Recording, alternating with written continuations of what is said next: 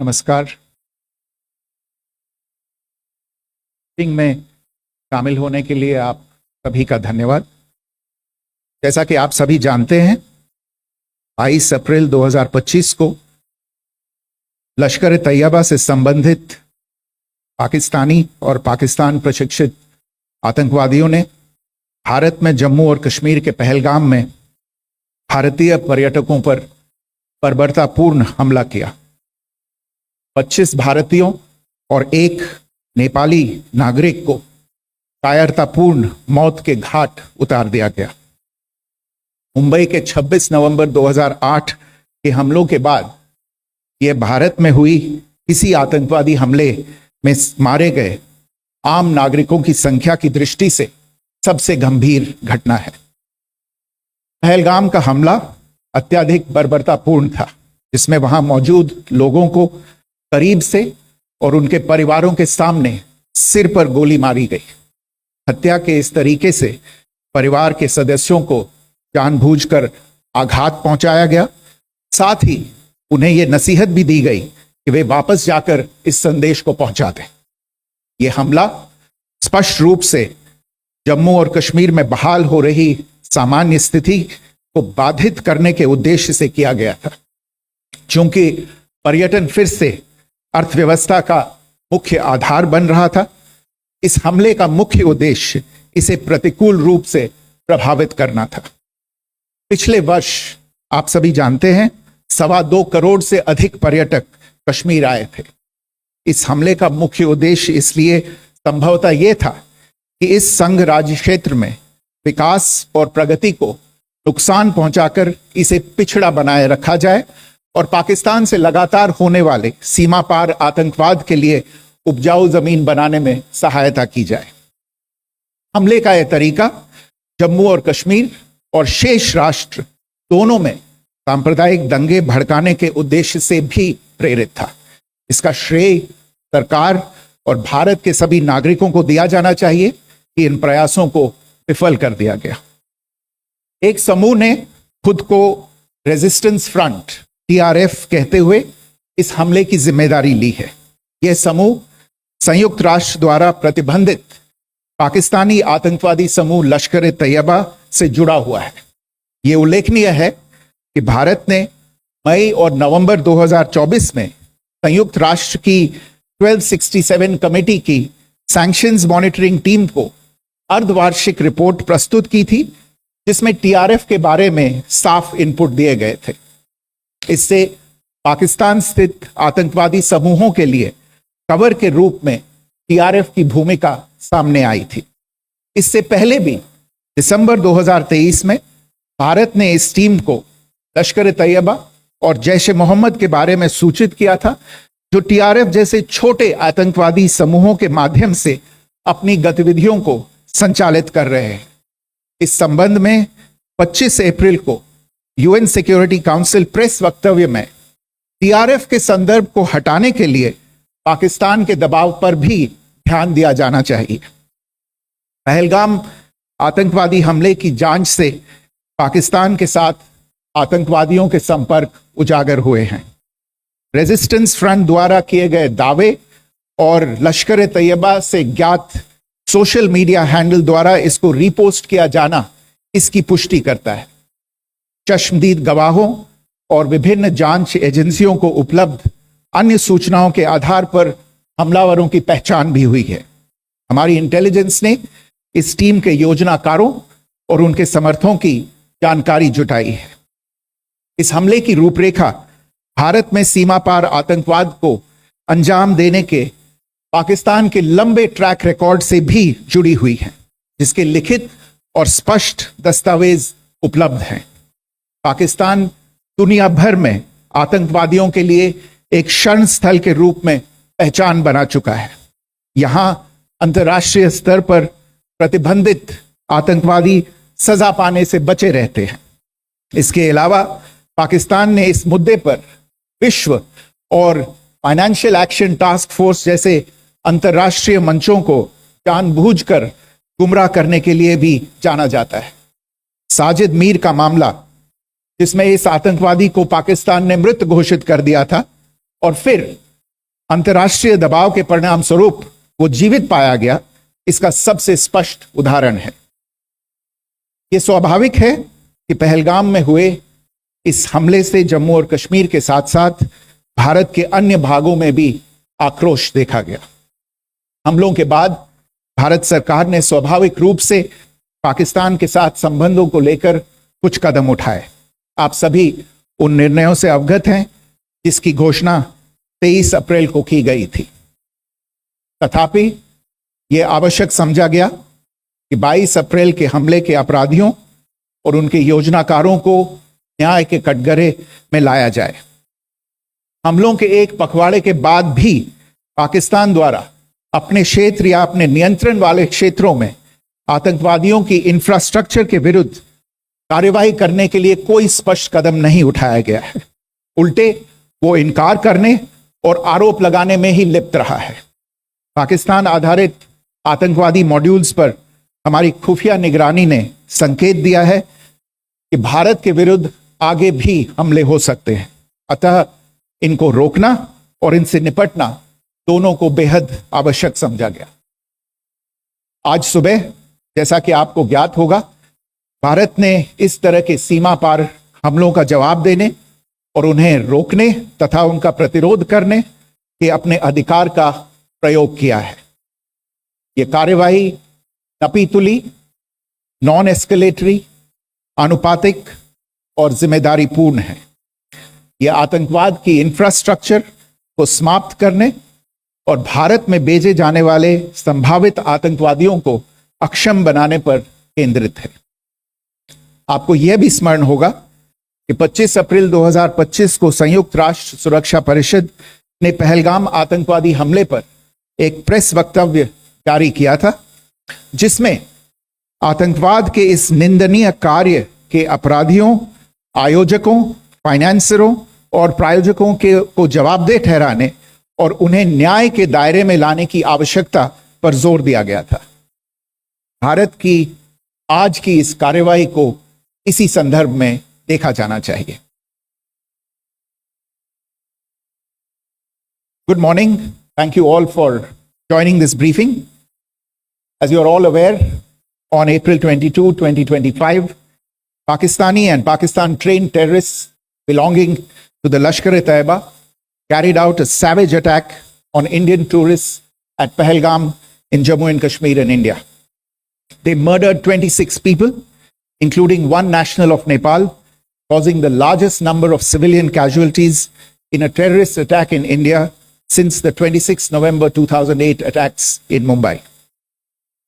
The attack in Pahalgam was marked by extreme barbarity, with the victims mostly killed with headshots from close range and in front of their families.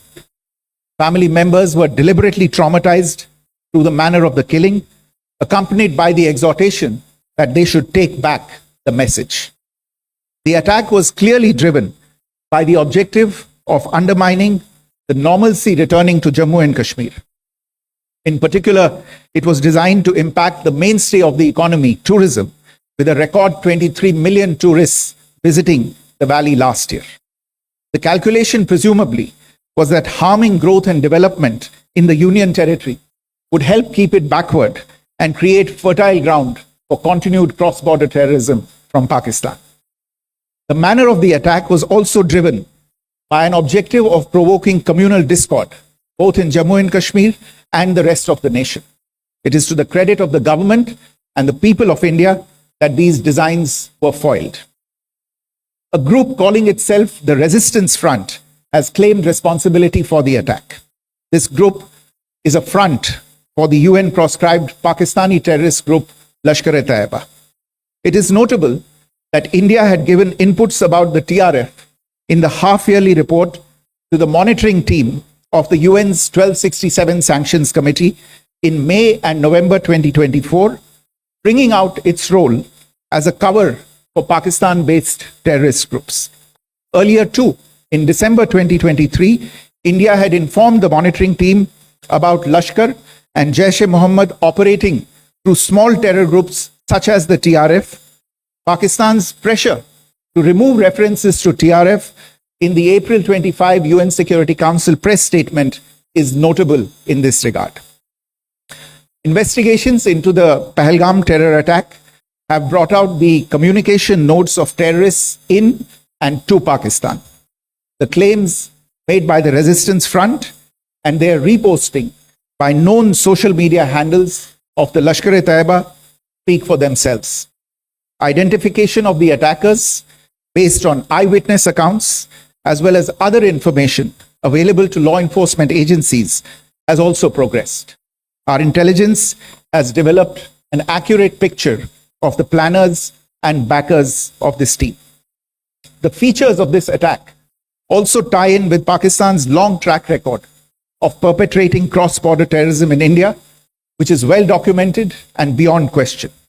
Pakistan also has a well-deserved reputation as a haven for terrorists from around the world, with internationally proscribed terrorists enjoying impunity there. In addition, Pakistan has been known to willfully mislead the world and international forums, such as the Financial Action Task Force, on this issue. The Sajid Mir case, in which this terrorist was declared dead and then, in response to international pressure, brought back to life, found alive and arrested, is the most glaring example. The latest attack in Pahalgam has understandably generated deep anger in Jammu and Kashmir and in other parts of India. Following the attacks, the government of India naturally responded with a set of initial measures relating to our engagement with Pakistan. You're all aware of the decisions that were announced on the 23rd of April. However, it was deemed essential that the perpetrators and planners of the 22nd April attack be brought to justice. Despite a fortnight having passed since the attacks, there has been no demonstrable step from Pakistan to take action against the terrorist infrastructure on its territory or on territory under its control. Instead, all it has indulged in are denials and allegations. Our intelligence monitoring of Pakistan-based terrorist modules indicated that further attacks against India were impending. There was thus a compulsion both to deter and to preempt. Earlier this morning, as you would be aware, India exercised its right to respond and preempt as well as deter more such cross-border attacks. These actions were measured, non-escalatory, proportionate, and responsible. They focused on dismantling the terrorist infrastructure and disabling terrorists likely to be sent across to India.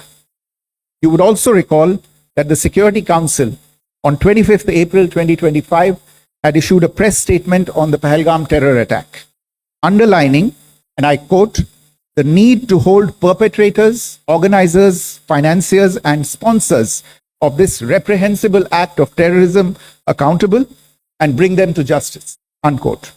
India's latest actions should be seen in this context. Joining me for this briefing on our actions earlier this morning are Colonel Sophia Qureshi and Wing Commander Vyomika Singh.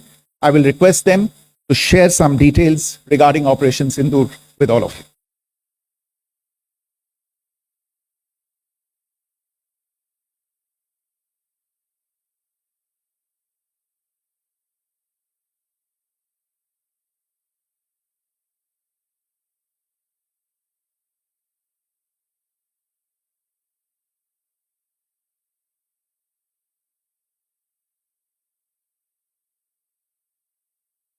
प्रभात देवियों और सज्जनों, मैं colonel Sophia Qureshi और मेरे साथ wing commander Vyomika Singh आज आपको 6 से 7 मई 2025 की रात 1:05 से 1:30 बजे के बीच भारतीय सशस्त्र बलों द्वारा अंजाम दिए गए ऑपरेशन सिंदूर के बारे में जानकारी देंगे। ऑपरेशन सिंदूर 22 अप्रैल को पहलगाम में हुए विभत्स आतंकवादी हमले के शिकार मासूम नागरिकों व उनके परिवारों को न्याय देने के लिए लॉन्च किया गया था। इस कार्रवाई में 9 टेररिस्ट कैंप्स को टारगेट किया गया और पूरी तरह से इसे बर्बाद किया गया। पाकिस्तान में पिछले 3 दशकों से टेरर इंफ्रास्ट्रक्चर का निर्माण हो रहा है। इसमें recruitment, indoctrination centres, training areas व लॉन्च पैड शामिल थे, जो पाकिस्तान और पाक अधिकृत जम्मू कश्मीर POJK दोनों में फैले हैं। Operation Sindoor was launched by Indian Armed Forces to deliver justice to the victims of Pahalgam terror attack and their families. 9 terrorist camps were targeted and successfully destroyed. Over the last 3 decades, Pakistan has systematically built terror infrastructure. It is a complex web of recruitment and indoctrination centers, training areas for initial and refresher courses, and launch pads for handlers. These camps are located both in Pakistan as well as Pakistan occupied Jammu and Kashmir areas. Some of the well-known training camps are located, as you can see on the screen. They are distributed from Sawai Nala in the north, counting to approximately 21, ending at Bhagalpur to the south. इन लक्ष्यों का चयन विश्वसनीय intelligence सूचनाओं के आधार पर हुआ ताकि आतंक गतिविधियों की रीढ़ तोड़ी जा सके, और यह खास ध्यान दिया गया कि निर्दोष नागरिकों और सिविलियन इंस्टॉलेशन को नुकसान न पहुंचे।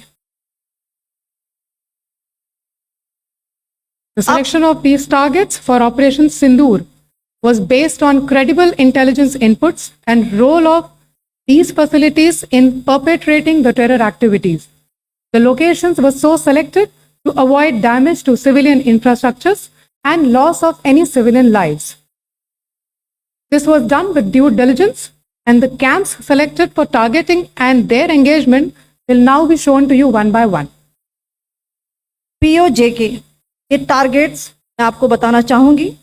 सबसे पहले सवाई नाला कैंप मुजफ्फराबाद, जो कि POJK के लाइन ऑफ कंट्रोल से 30 किलोमीटर दूर है।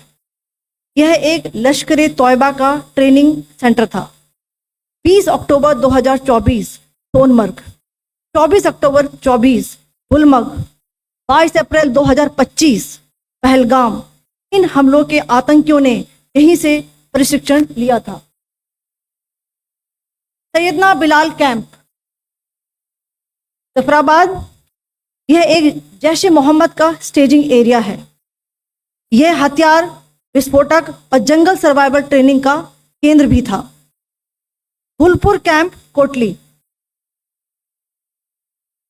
यह LOC से 30 किलोमीटर दूर था। लश्कर ए तौयबा का बेस था, जो रजौरी पुंछ में सक्रिय था। 20 अप्रैल 2023 को पुंछ में और 9 जून 2024 को तीर्थ यात्रियों के बस हमले में यहीं से आतंकी को ट्रेन किया गया था।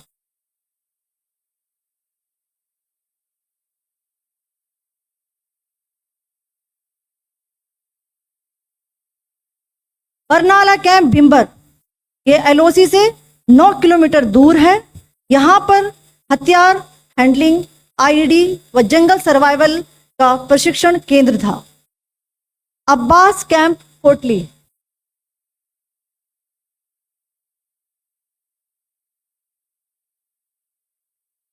यह LOC से 13 किलोमीटर दूर है। लश्कर ए तौयबा का फिदाइन यहाँ तैयार होता था। इसकी कैपेसिटी 15 टेररिस्ट को ट्रेन करने की थी।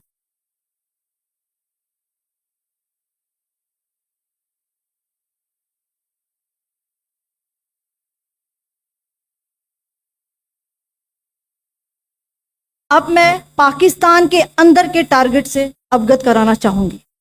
पहला, सर्जल कैंप सियालकोट, यह अंतर्राष्ट्रीय सीमा से 6 किलोमीटर की दूरी पर है, सांबा कटवा के सामने।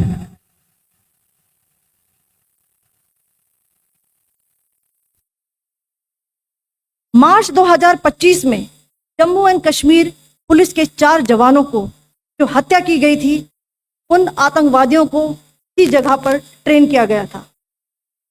दूसरा, महमूना जाया कैंप सियालकोट,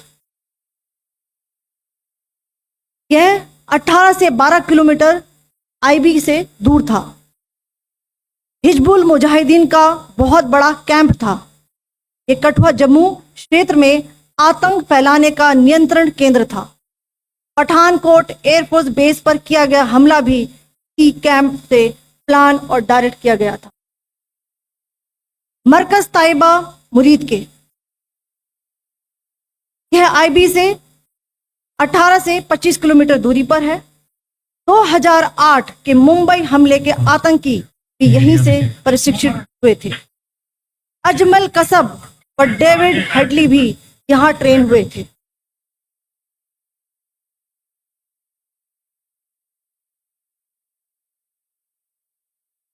आगे दूसरा आया।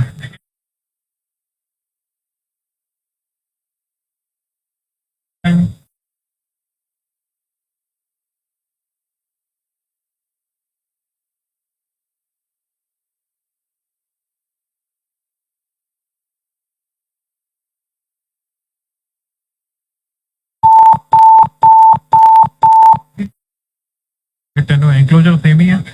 It has hit the target.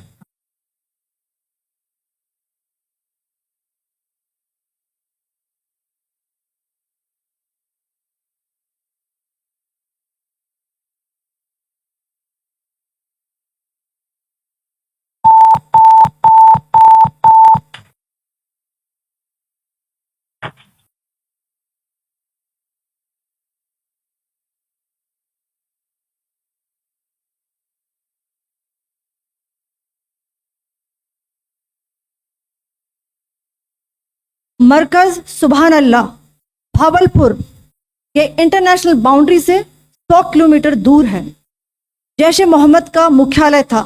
यहाँ पर रिक्रूटमेंट, ट्रेनिंग व इंडोक्ट्रिनेशन का केंद्र भी था। शीर्ष आतंकी अक्सर यहाँ आते थे। मैं आप सबको बताना चाहती हूँ कि किसी भी सैन्य ठिकाने का निशाना नहीं बनाया गया और अभी तक किसी तरह की नागरिक क्षति की रिपोर्ट नहीं है। धन्यवाद। जय Hind. The strike on the terror camps were undertaken through precision capability, as shown to you. A niche technology weapons with careful selection of warheads was ensured so that there will be no collateral damage. The point of impact in each of the target was a specific building or a group of buildings. All the targets were neutralized with clinical efficiency, and the results reiterate the professionalism of the Indian Armed Forces in the planning and execution of their operations. No military establishments were targeted. India has demonstrated considerable restraint in its response. However, it must be said that the Indian Armed Forces are fully prepared to respond to Pakistani misadventures, if any, that will escalate this situation. Jai Hind, and thank you very much. Ladies and gentlemen, friends in the media, I ask your indulgence today in view of the fact that this is still an evolving situation. We will therefore not be able to take questions and answers today, but we will come back for more updates and more briefings shortly. Thank you all very much for joining us this morning. Thank you.